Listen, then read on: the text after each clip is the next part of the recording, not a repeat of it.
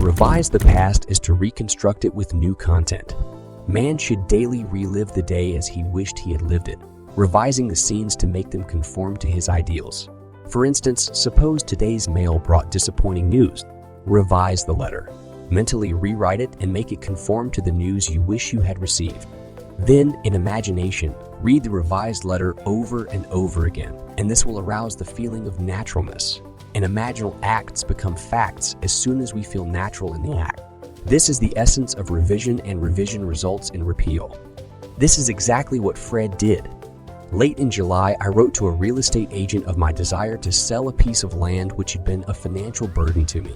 His negative reply listed all the reasons why sales were at a standstill in that area, and he forecast a bleak period of waiting until after the first of the year. I received his letter on a Tuesday, and, in my imagination, I rewrote it with words indicating that the agent was eager to take my listing. I read this revised letter over and over, and I extended my imaginal drama using your theme of the four mighty ones of our imagination. From your book, Seed Time and Harvests. The producer, the author, the director, and the actor. In my imaginal scene as producer, I suggested the theme, the lot is sold for a profit. As the author, I wrote this simple scene which to me implied fulfillment. Standing in the real estate office, I extended my hand to the agent and said, "Thank you, sir," and he replied, "It was a pleasure doing business with you."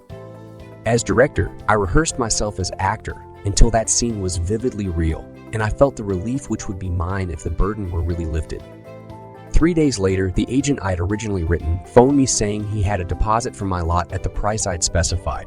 I signed the papers in his office the next day, extended my hand and said, "Thank you, sir."